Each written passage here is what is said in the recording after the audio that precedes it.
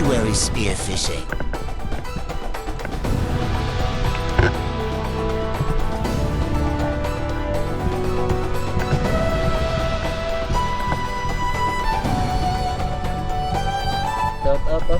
Shout out to this Spiro. Rodello Pahi Pagardo. Mana na pagsumba? Jello Labalaki.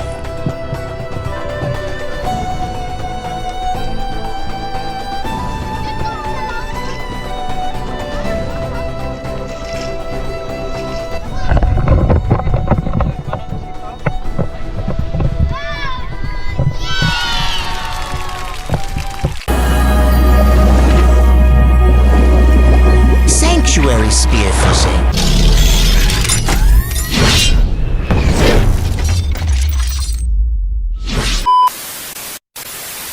Sanctuary spearfishing.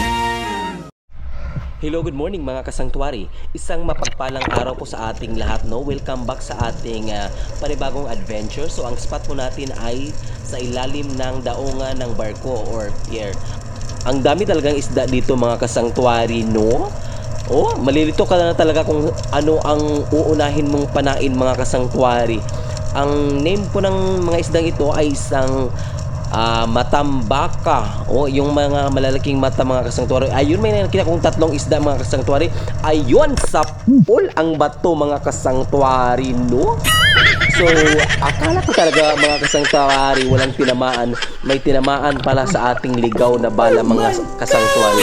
So, ang first catch po natin ay itong napakalaking isda mga kasangtuwari. Kulang-kulang 3 kilo po ito mga kasangtuwari, no?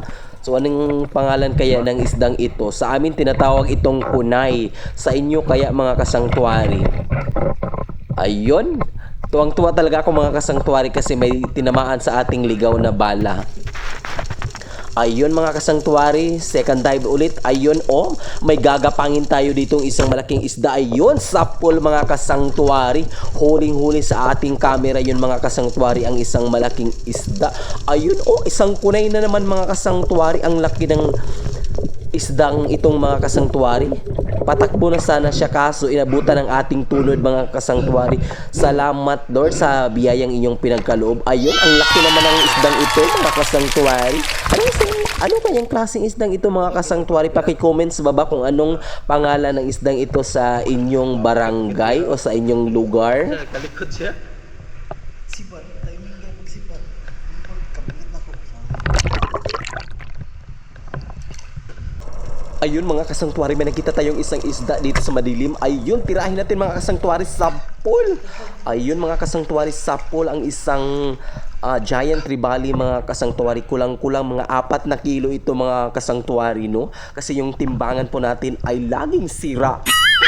Ayun mga kasangtuwari, super blessed naman kami sa araw na ito mga kasangtuwari. Kahit madilim po dito sa ating spot, ayun, may nahuhuli pa rin tayo mga kasangtuwari.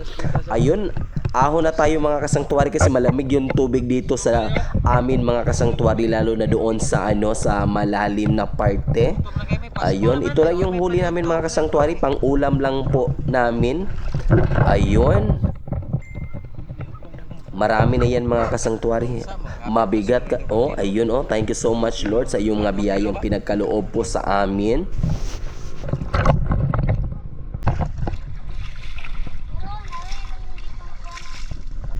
May huli rin tayo mga kasangtuwari, no? Yung huli natin. Malaki.